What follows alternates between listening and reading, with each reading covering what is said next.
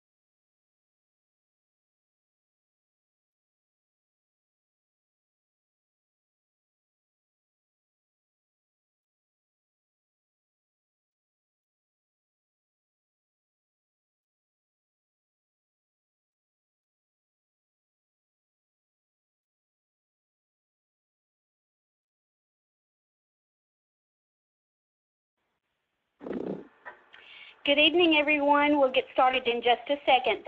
Thank you for your patience.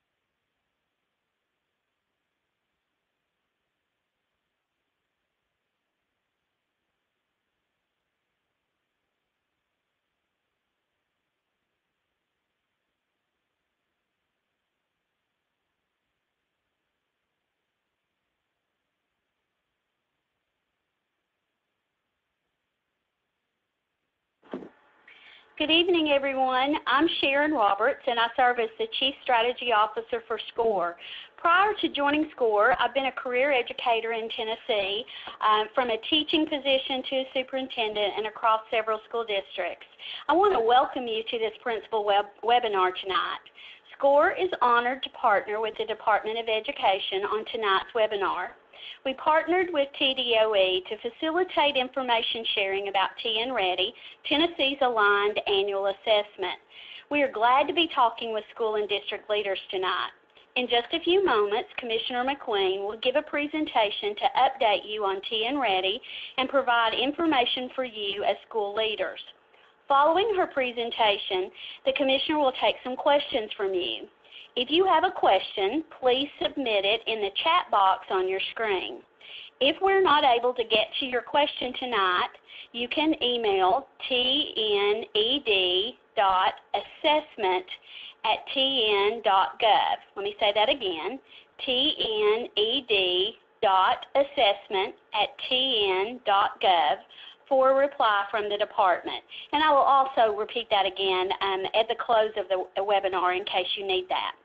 Now it's my pleasure to introduce Commissioner McQueen.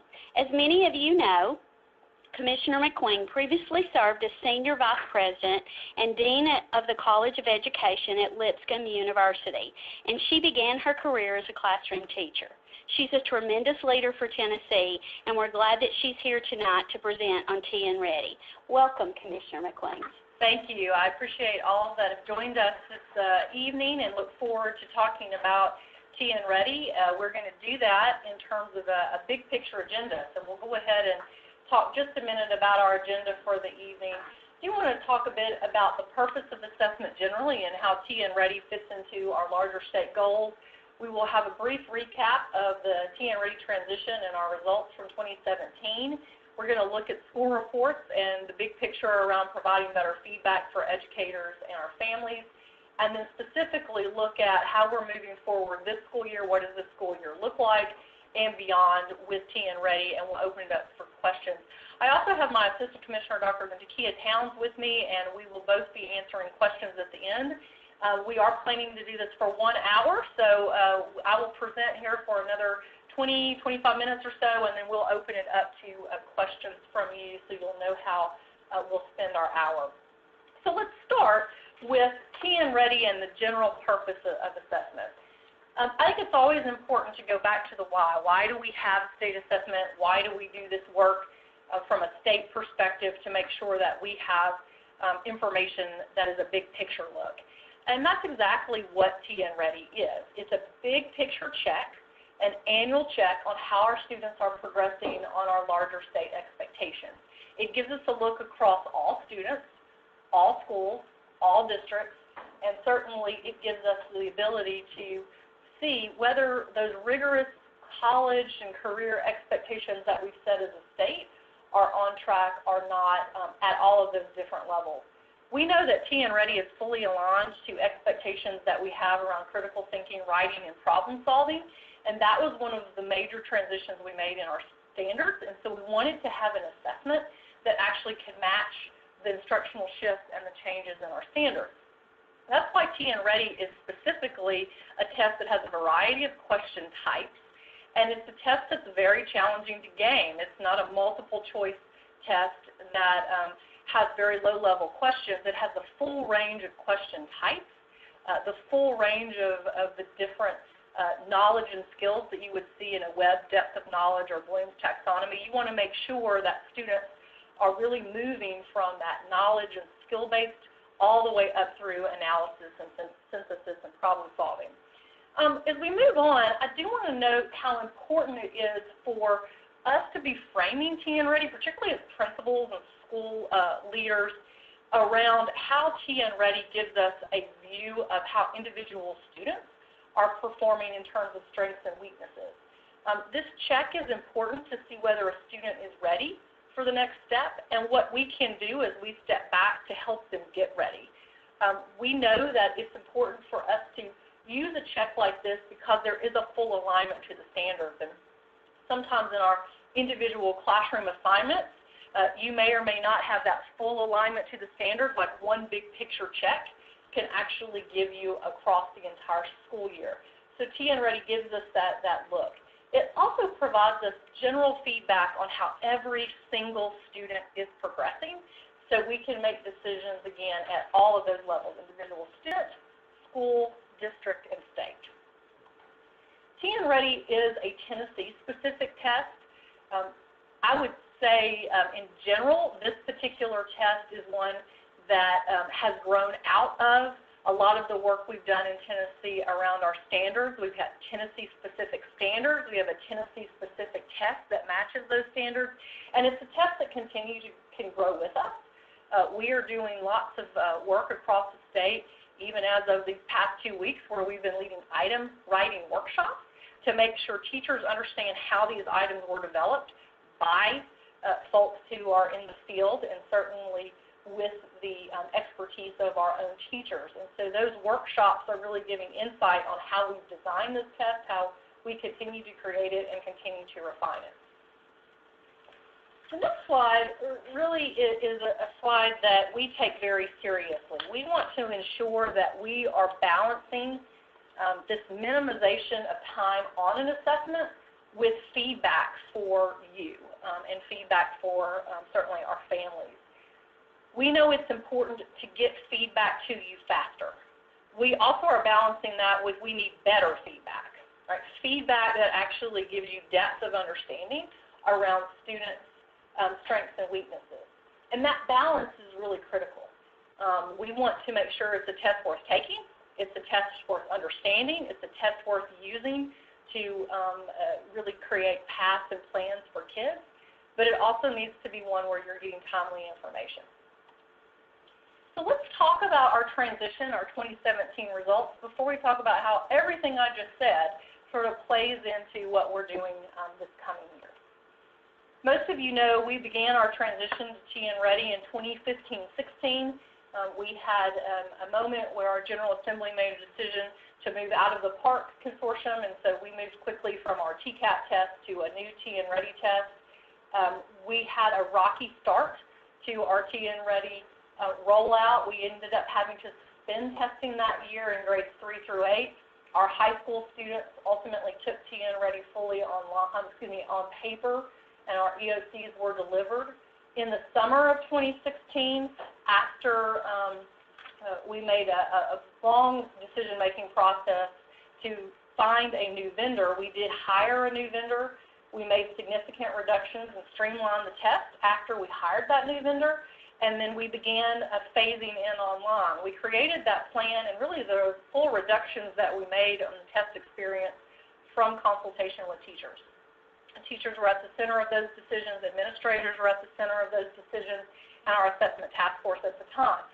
We ultimately were able to reduce the test from 2 different administration windows, one in February and one in April, the beginning of May, to 1 test window. We reduced from 2 4-week windows to 1 3-week window, again toward the end of April, first part of May. And we were also able to reduce fully the test by around 30%. And I'll talk in a moment about continued reductions that we've made to this year's test. We also made a decision to phase in online, where this past school year we had the option to move into an online environment for our high school students. This year, all high school students will be taking the test online, And then next year, and by the way, the 5A students will have the option to take it online this year, and we're proud that many districts are going ahead and moving their 5th through 8th graders to the online environment this year. But next year, all of our 5th through 8th and our high school students will be taking it online in 18-19, and we will always have the 3-4 in a paper environment. So let's talk about our results in our first full year of having both EOC and grades 3-8 results and our new second grade optional assessment. So in 2017, across all of our subjects, our high school students improved their performance, and they actually showed overall that we saw historically underserved groups actually moving across the proficiency level. So we saw growth across the board. And let's actually look at the chart, which I think illustrates this much better than I can share. If you look specifically at English and math, you'll note that from 2016 to 2017, you're seeing that both the on-track and mastered groups overall improved over 2016. You also see that there was larger improvement in English overall than there was in mathematics between 2016 and 2017. Notice in science, we have not made the full transition yet to our new standards and our new assessment. So science is still the TCAP, and we see overall we did have improvements in science, and again, that test has not made the full transition. U.S. history, very interestingly, usually has mirrored what we're seeing in English, and a lot of that is because you have that depth of reading and writing like you do in English. So we saw similar results overall between English and U.S. history. In every subject, we did reduce the percentage of students who were scoring at the lowest achievement level, and this year we did have thousands of students scoring at that approaching performance level, 7,000 new students in math and 17,000 in English. This positive movement is very encouraging because ultimately we are seeing student movement across, again, all of our students. And then I like this last point.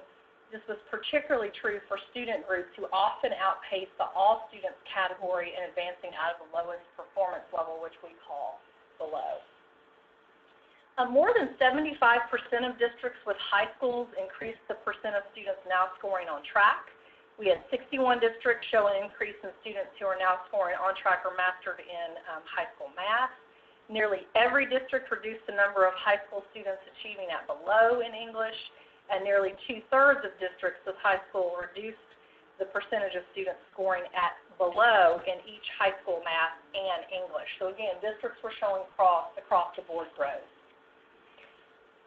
Overall, these results for 2017 demonstrate that, as expected, our scores are improving as teachers and the students are adjusting to an assessment that's now fully aligned to our more rigorous standards. And you can see, I mean, if you go back to the visual that I showed you earlier, while the results are solid in terms of growth, we still have great room to improve. It's not a success when you only have 1/3 of students scoring proficient or above, and so we know while we are growing, we have a lot of room to grow, and we need to continue to adjust our instructional practices to the full alignment of our standards, and we look forward to being able to show more growth, we hope, this year as teachers continue to dig into their results. Let's talk about grades 3-8. This past year was the first full year of grades 3-8 testing where we were able to deliver fully. Our educators helped complete the cut score process with us this summer, and we were able to pass this new baseline for grades 3-8.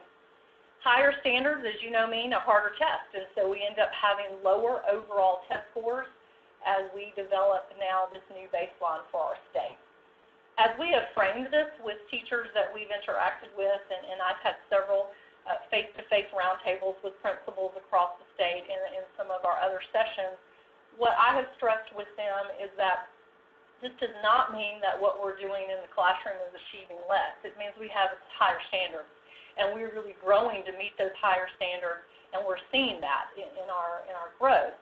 We do expect these scores to improve over time because that's what we've seen when we've made other transitions in the past. Not as dramatic as this transition, but we've made other transitions. We've had moments where we've had to adjust our tests to higher expectations. We did that under the Tennessee Diploma Project standards, and we rebounded. We saw growth over the next 5 to 6 years.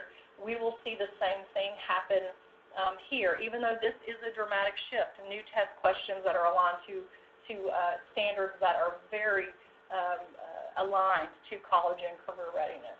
Our message is not to be discouraged. Our students aren't going backward. We see that. Students are not going backward. They're actually growing, and that growth should give us great expectations for what can continue to happen over the coming years. So let's look at a few graphics. These will be really quick. I wanted to show you what our grade 3-8 results look like. You can see the lighter colors on the right-hand side show our students that are on track or mastered. We get asked a lot, what's the difference between those two? We kind of describe it as on track is what we would have considered proficient. But remember, our standards are more rigorous, so that proficiency expectation is higher than what we have seen under old standards.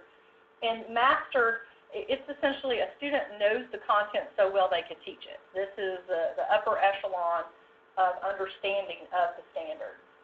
You can see we have large numbers of students in English language arts and mathematics that are in the approaching category. Again, we believe as we continue to align to the standards that bar is continuing to get smaller, and we will see the yellow bar get larger and certainly the blue bar. So we're looking forward to that growth over time. And ultimately, the science one, and I'll point out again, that has not made the transition yet. So you're seeing more students on track or mastered as this continues to be under the old standards in the CCAP. This chart is important because it shows a visual of the journey we've been on that this year really solidifies for us in terms of a benchmark and a next step. We have now closed the gap between our performance on NAEP and what we see on TNReady, and let me quickly give you the picture of that. If you look on the left at 2007, you will see back in 2007 on TCAP, we were showing that 91% of our students were scoring proficient in reading, and 91% of our students were scoring proficient in math. When students would take the NAEP in that same year, you would see 28% and 25% respectively on reading and math. We have worked diligently for now a decade to ensure that we were telling our parents and our families and our students the truth about where kids really are when they are taking our tests, and we've now created a pathway with more rigorous standards that are aligned to a more rigorous test, that what you will see on a TNReady test more accurately reflects the spectrum of whether that student is on track or not as they move toward college and career readiness. And we see a similar alignment with ACT. What I think is very encouraging about what you see in 2017 is that NAEP overall, in terms of proficiency, we have also seen an increase. So we were not closing the gap by ultimately not doing a whole lot here. We were improving our scores on NAEP, while at the same time we also were creating a more aligned assessment. And so we have now closed the gap, and this shows, I think, a picture of some stability for the next several years as we have these cut scores that guide our work over the next few years. So let's jump in quickly to one of the latter parts of this presentation, which is how do we provide better feedback for educators and families through TNReady? I'm going to give you a quick snapshot of why I think this particular information that you now get from TNReady is so much better than what you've had before. Most of you will remember the score reports from TCAP, which you had to be a bit of a statistician or a psychometrician to understand. And I know Dr. Counts likes to say it looks like the back of your credit card insert. So very small print, lots of numbers that may or may not have meaning to you. And we really worked diligently with focus groups that included parents and educators from across the state to say, how can we get you better information that would be impactful to you as you work with students, and then what do students need to know from these score reports? So the score reports that I'm going to show you have been redesigned with that big picture look at is the student on track or not, and it gives you better individualized information around what you can do next. So let's look at some of these reports that hopefully you've had an opportunity to now review in your own district. You can see we've attempted to make them color-coded with icons, much more visual as a parent or a student looks at it. You also will see comparisons quickly between how your student is doing compared to the school, compared to the district, and compared to the state. The back page of this particular score report also gives the sub-score categories with the specific points available, and did that student meet that expectation? Were they below, or did they exceed that expectation? Along with my favorite part, the bottom part, which is generated from the top part. What are the strengths, areas for improvement, and next steps you should be thinking about if you were receiving these results as a student or as a family or educator working specifically with a student? These reports have been in their first year. We had high school. This past year you would have received those, and now 3-8. We're posting actually all of those now. In fact, 90% of all of the score reports as of today, I just got that information, have been reported and then posted. And so the rest of them, which is only about 10% now of the final report, will be posted by Thanksgiving. So the next few days, those will also be posted. The next few reports are ones that we continue to get positive feedback on if you're in a district and you're beginning to look at these. The next one is essentially looking at students' overall performance. It's called the class roster report in that particular content area, subject area. You will see the different, basically the sub-score categories and how individual students did across those categories. The next report is probably my favorite. This is the Class Standards Analysis Summary Report. This shows standard by standard. How did your students do by class, by school, by district, and certainly by state. You also see the number of test items and the available points for that particular standard.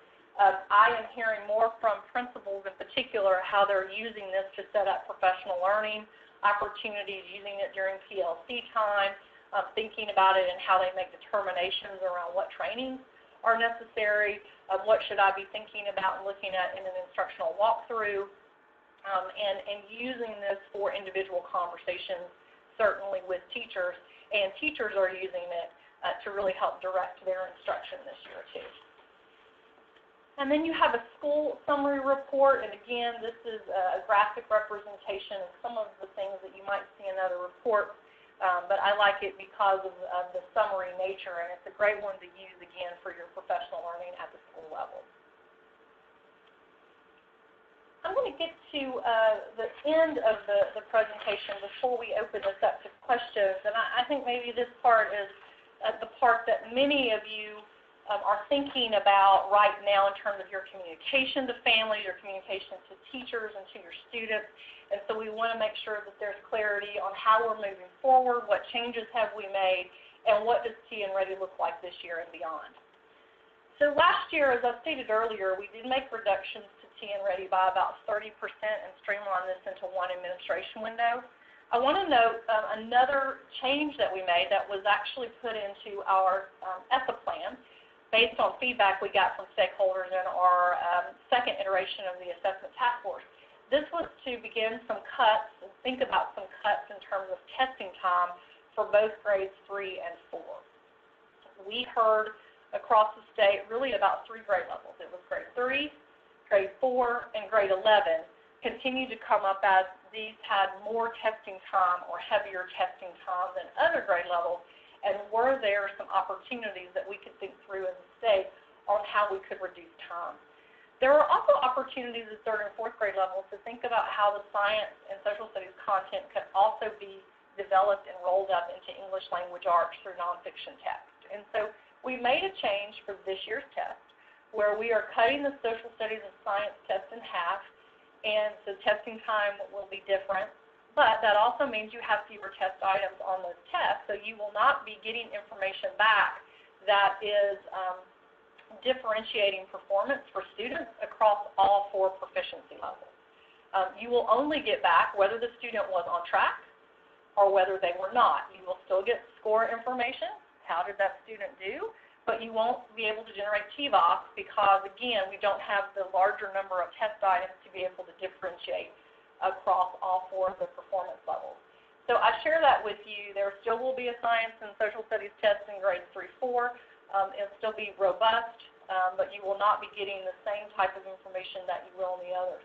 There will be nonfiction text and science and social studies text on the 4th grade and the 3rd grade ELA exam, and so you'll get some sense of that on that exam as well. I also wanted to note how important we think testing is to your larger teaching and learning cycle. And we recognize that the state test is just one piece of your larger history of data that you have from the district and school level through the formative assessment and classroom assessment tools that you use. But we do hope that you are using TNReady as a way to begin to plan for some big picture next steps at your school. Even the information you're getting back now can be really informative as you think about what you're doing during the coming months with your students. So let's look at our TNReady raw score and final score report delivery. Our department has worked very closely with the working group, which was made up primarily of some superintendents who serve on the Tennessee Organization of School Superintendents Board. We worked directly with a small working group to look at delivery dates and a score timeline for this coming school year, knowing that we have two different types of administration happening. We have high schools all online, and we have grades 3-8 primarily on paper. And we wanted to look at what was possible in that full scoring spectrum. So after working with them, we've already posted delivery dates. We've shared that publicly with our districts on what the expectation is, and I'm going to share those with you. The delivery dates are based on the fact that we're going to have high school tests online where we will be able to get the information back quicker. We'll be able to score things faster, and so you're going to get your high school results back sooner. It's also based on the fact that 3-8 still requires delivery of the vast majority of the test, and there's a timeline that has to be built in for that delivery, the scanning that happens with paper, and then certainly the scoring process that you know about. So let's talk about that timeline for just a minute, and we'll show that to you on the next slide. In high school, and I'm going to talk about fall first, and then I will go directly to spring. We have high school block scheduled folks actually starting to take tests on the Monday after Thanksgiving. I'm proud to say as of today, we've had 90,000 practice tests taken for our high school students. So our high school students have been taking a practice test on the Nextera platform, and 90,000 of those tests have been complete. We're expecting 100,000 by the beginning of next week. The fall test administration then begins on November 27th. It ends on the 15th. There will be a direct line of getting the finalized tests online to our vendor. The scoring will begin, and you will have raw scores from the fall administration of EOCs back by January 5th. That's when it will be delivered electronically to districts. All of those detailed score reports that I just shared with you, you'll get those for fall EOCs by February 12th. A reminder, there will not be any standard setting put score process that has occurred over the last 2 years, and so that is why much of this will be streamlined this year and going forward. In the spring, the test window is from April 16th to May 4th. There is an expectation that by the first Friday of that testing window that you are mailing, I shouldn't say mailing because high school is online, you are completing all of the online test items that require constructive response. That's the English and U.S. history primarily. So those subparts need to be completed, and those need to be submitted online by that first Friday of the testing window. We will begin the scoring process immediately, and by May 22nd, the raw scores will be back to the districts, and by June 30, you will have those detailed score reports, again, that we just shared with you. So let's look at 3-8, which is, again, under a different scoring timeline based on still be on paper. By April 20th, districts will have to submit all of those constructive response, literally mail them back. Again, if you're online, it's streamlined, so districts who are going online won't have to mail it back by that first Friday of the testing window, but everyone else will need to begin the shipping process for that first set of tests. This means if we can meet that deadline, that by June 15th, our raw scores from the spring administration of TNReady will be available and grade 2 the same. So we're looking at 3-8 and the optional grade 2 in the same time frame. And then by July 15th, you would be getting detailed score reports again for 3-8 and the optional grade 2. Because the grades 3 through 8 will be most likely after the end of the school year, the state law that allows districts to make varying decisions about whether they hold report cards to include this will kick in. We would anticipate that grades for EOC will be included in your report cards based on that timeline. And for grades 3-8, it's a district-by-district decision if they choose to or not. And again, your directors have this information, and they are responding to a link from the department where they have to share what their plans are based on this timeline. What will they choose to do? I do want to note that when all schools serving 5-8 shift to online administration, we do expect the timeline for 18-19 to shift. And so we'll look forward to that when both of these timelines can be much more similar as we move to online. I want to quickly note that we just announced the Assessment Task Force 3.0. We're proud that we have some principals and certainly a great variety of teachers on that task force. We'll be announcing this week who is making up the task force. But want you to know the representation will allow us to really dig into topics that have very different perspectives, from assessment directors to folks in the classroom to people who are in some of our advocacy groups. This particular task force will be analyzing the results from TNReady, our successes and challenges, and ways we continue to improve. They'll also be looking generally at our score return timeline, and we're very excited about digging into formative assessments that are being used by the districts and look at an analysis of which ones are more aligned than others to the full spectrum of our standards. The next slide, I want to just quickly note a few items. Some of these you already know. We're continuing to phase in TNReady results. These are things that you know in both student grades and teacher evaluations, but here's a reminder of what this year will look like. The next slide you've seen before. Just want to know that we are phasing into online. I've already stated all of this on an earlier slide, but we will have to phase in over the next 2 years. Next slide, I wanted to provide some information about practice items and opportunities that you have to engage with items right now, some of our assessment items. Practice tests for all the grades are available on EdTools. We released almost a month ago our Classroom Assessment Builder Community Preview. This is actually within the Nextera platform, and it has questions of all types across our subject areas and grade levels.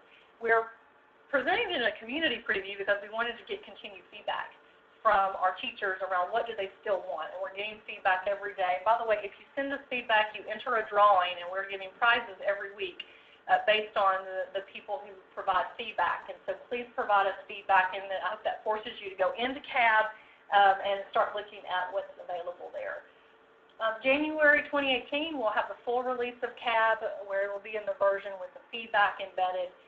We are also going to have limited items released from our previous tests, so we're looking forward to sharing those with you. And we're continuing to do item writing workshops with teachers across the state and hope you will invest in that time. Finally, our goal is to continue to create stability across the changing landscape we've been in. We've been improving our standards since 2007, and we've made adjustments to our assessments during that time frame. We believe we are now at a very stable foundation, and our work is to continue to dig in instructionally and with individual students, and that's our primary work. And if we do that, then we will continue to see growth on our state assessments and certainly with individual students.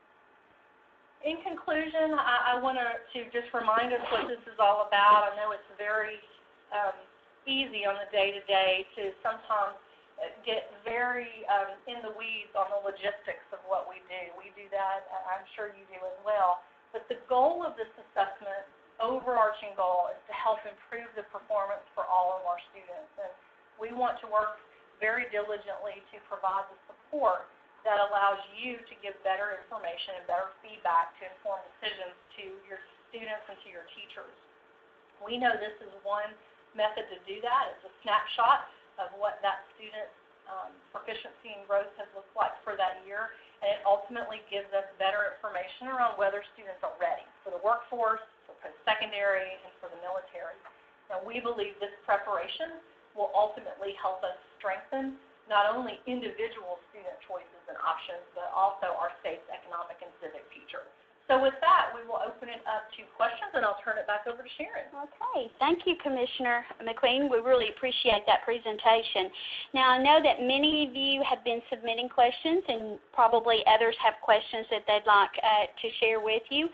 So please type those in the chat box if you haven't done that. But let's start with the first question, and that is, what resources are available that we could share with teachers in our schools?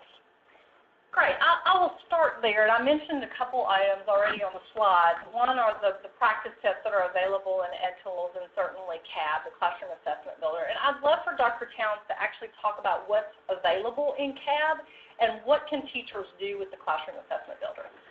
Sure. So on November 1st, we actually opened the community preview of CAB, and as the Commissioner mentioned, this is our feedback period. But as of November 1st, any teacher who was in a tested grade or subject area got access to CAB with the item bank for that grade or subject area. And what it allows you to do is take that item bank and actually create your own mini templates that you can then assign to students that align with the particular standards or concepts that you might be teaching that day or that week.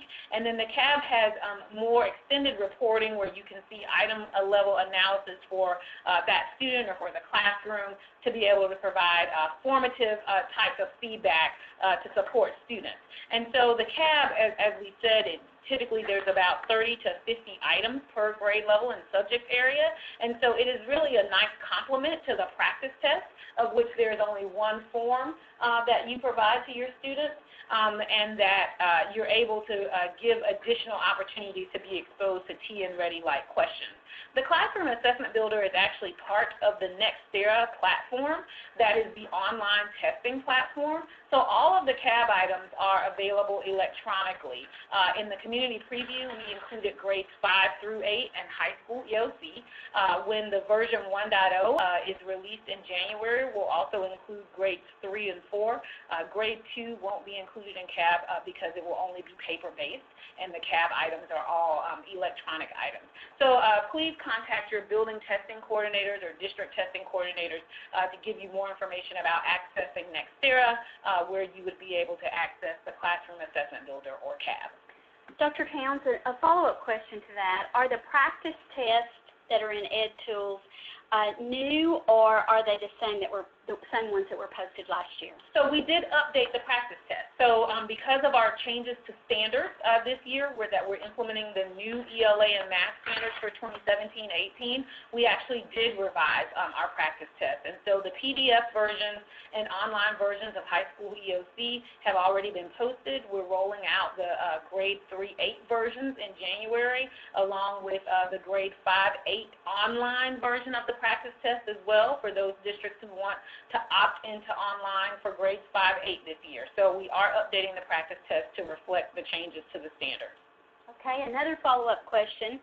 And before I ask that question, let me let everybody know that after the webinar, we'll be emailing the PowerPoint out to you. We know that many of you have asked about that. So a follow-up question to that. Have the standards alignment documents for the practice test in EdTools been updated to reflect the revised standards?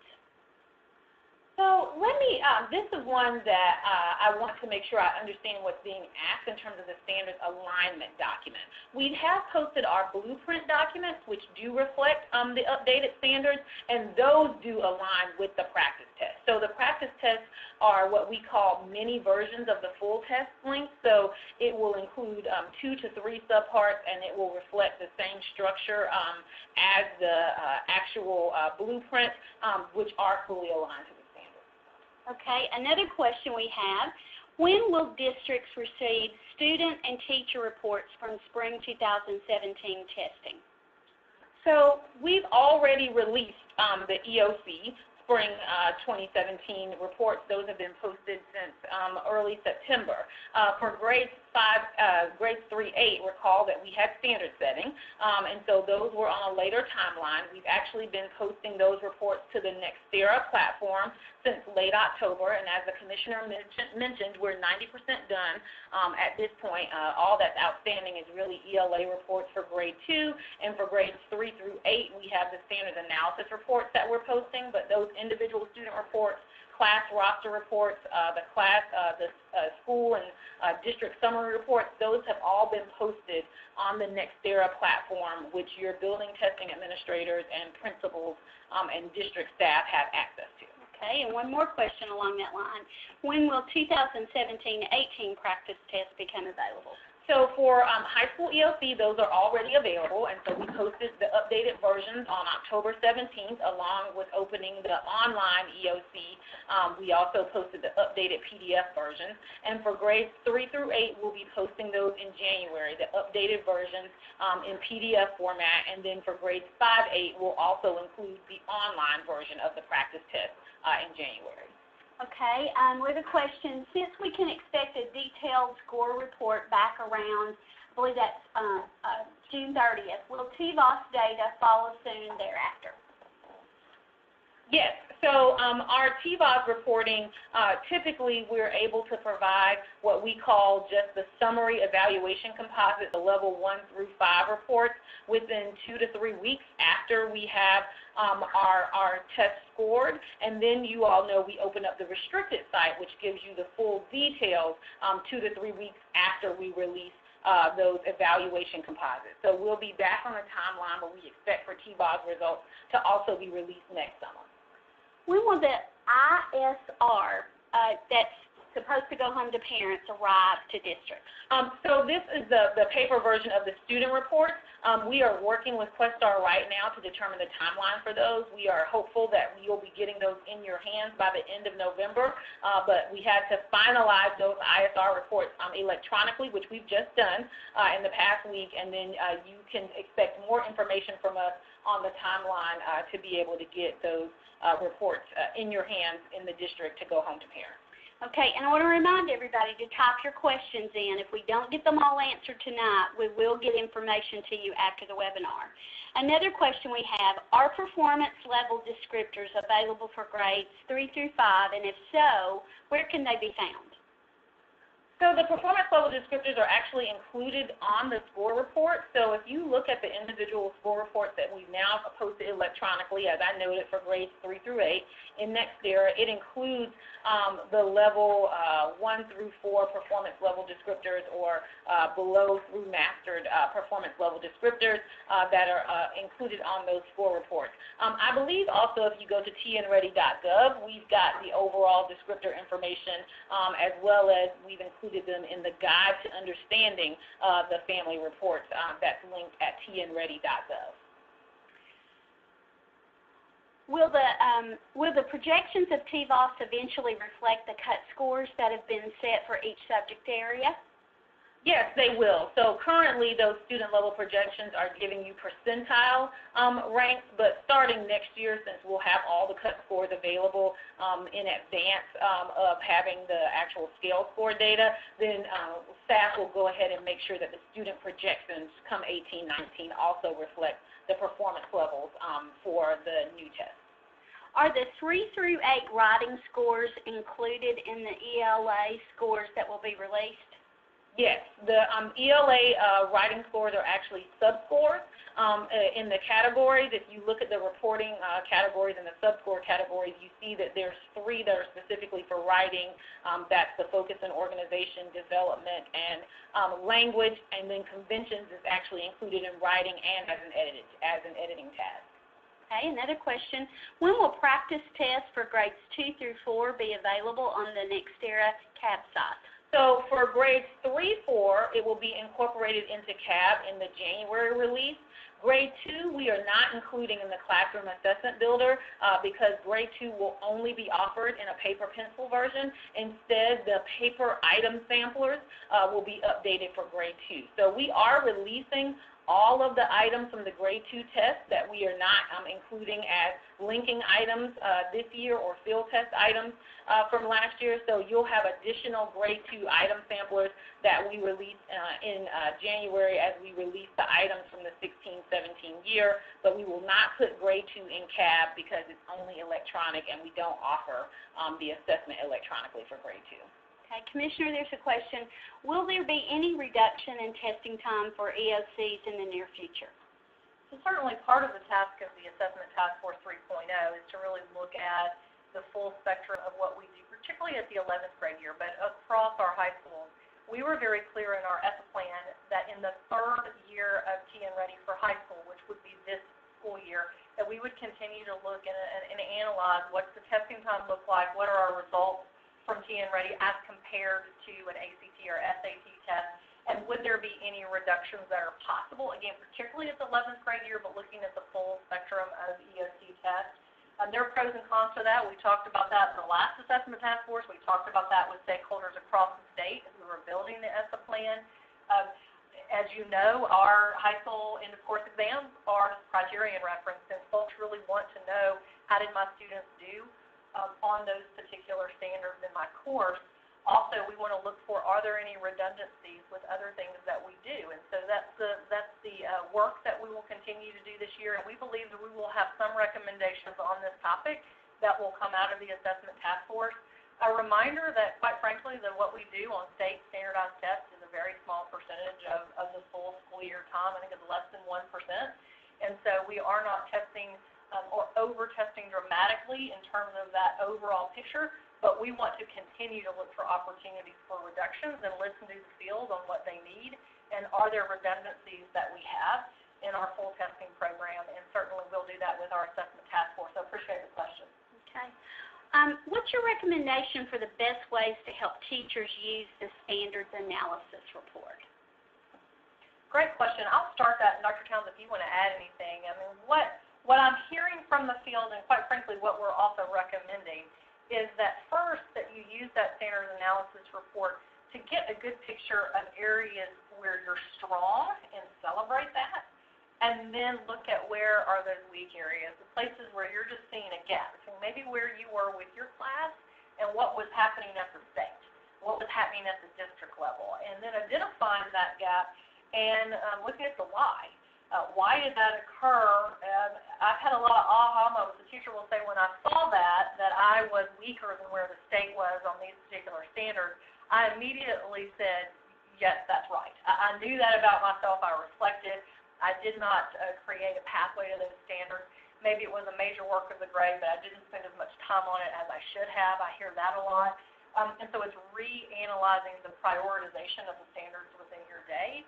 So that's the first place to start. Then I would use the standards analysis report to look across your grade level, across the content area, and actually look at where were you strong across that entire team, and what could you do to learn from each other on what they did. That's another strong piece of work that we're seeing coming out of some of the PLCs. Dr. Towns, would you add anything to that? No, I would say that that's exactly it. I think most people are looking for individually how to reflect around where they might refine their practices for the year, and then the teamwork. Where might I find where someone else was very strong in a standard with their class, and being able to share what their practices were within a school and even across schools in a district. Yeah, and I just want to say again, please celebrate where you're strong. I think we don't do that enough. Step back and say, you know what, we really were strong in this area. We outpaced, the state here, or we outpaced the district. And talk about that and say, I'm really proud of the work we're doing in these standards. Here are now the areas that we need to continue to work on, and make sure you balance that in your conversations with your educators. A clarification question I think that just came in. Did you say that the 16-17 standards analysis report is currently in the NextEra platform? For high school EOC, they are. For grade 3-8, we have only posted them for science thus far. ELA and math are two of the content areas for standards analysis that we're waiting on, that we expect to post in the next couple of days. So as we noted, we'll have posted all reports by the Thanksgiving holiday. So hold on. We're just checking them and double checking them to make sure that all the information is accurate, and then we will post those in the next few days. Science is posted, math and ELA, almost, like within days. I'm getting, we're analyzing reports and looking at everything now, so those should be posted any day now. Okay. A question's been asked a couple of times. So what happens if a student is absent during the first week of testing and does not submit the ELA or U.S. History Subpart 1 by the December 1st deadline? So when we communicate around that first week to complete the writing portion, we mean for the vast majority of the students. If a student is not there that first week, then please, when they get there, start them with that first part, and then when you finish it, mail it in or submit it online if you're in a high school EOC course. But our goal is to make sure we get the vast majority of essay responses from students in that first week, because we have to start scoring them immediately in order to make our timelines for the return of data. So it's perfectly okay if you have a student who comes in the next week and you start them with that essay response when they get there, but just try to get it to us as quickly as possible, and we definitely need the lion's share of all of those responses in the first week. Last question that we have time for tonight, and then we'll let you all know about how you can get a copy of this recording and all those things to wrap up. What resources are available that we could share with teachers in our schools? Yeah, I would continue to go back to multiple things that are available to you right now. Again, the practice tests and ed tools, again, those have been updated. Your CAB, if you have not gotten into CAB, I just highly recommend you look at what's available there. You can begin to use some of these sample items to help drive some of your own classroom assessments right now, again, with what's there. And again, we want your feedback as well on the actual usefulness of the tool itself. What do you want us to continue to provide and improve on? So do that at the same time. Third, you absolutely have the availability of reports now that you can begin to dig into really across the board, and within the next few days you'll have everything that's available from this past school year. That's critical for you to dig into to say, well, where was I, where do I need to go, whether at the school level or again at the classroom level, and so digging into that's important. And then 4, continue to look at what your blueprint, I don't know if you lost the word, the assessment blueprint actually shared with you around what you should be focused on this year in terms of big picture, major work of the grade, the standards, and specifically the number of items and the score points that are available for each one of those. It's important for you to have that landscape and to be focusing in appropriately. The very best thing you can do is to have strong standards-aligned instruction every day. That is promoting the full depth and range of those standards. We continue to see strong instruction happening in the classroom, but we also see areas where we need to improve. A great example of that is kids will meet the expectations of our assignments, so make sure your assignments actually reflect the writing and the problem solving and the critical thinking and the types of reading that are really required in the standards, the types of math, both calculator and non-calculator, that are required in the standards. And so understanding that, working with your teams to really dig into what is the very best work that we could be doing to prepare. And by the way, looking at those items now, you get a better sense of what that expectation is. And then I'd say finally, take advantage of the item writing workshops, the standard training, all of the things that we have available to teachers and to principals when they're available, because those are going to really help you continue to refine your practice. And I'll say that because I think there was a question specifically here on just generally how are we thinking about using these tests for improvement. I would say use the test to really help you understand the expectation of the standards better. Use it in that perspective, and I think building out your professional learning around, wow, this is actually now what it required. Now I need to go back and understand how to teach X a little differently. Those are the types of questions you should be asking yourself as you dig into the tools that are available. Great. Well, thank you, Commissioner McQueen. We really appreciate your time this evening, and Dr. Towns, thanks for assisting also with the questions. I know we weren't able to get to everyone's questions, and we really appreciate all of those that you've submitted.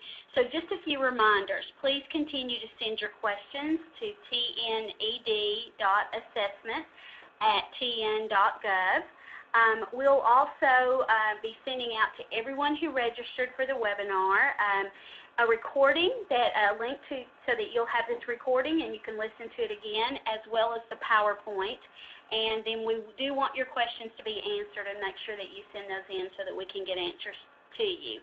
Thank you all for joining us this evening. We appreciate everything you do for kids in Tennessee. Have a great evening.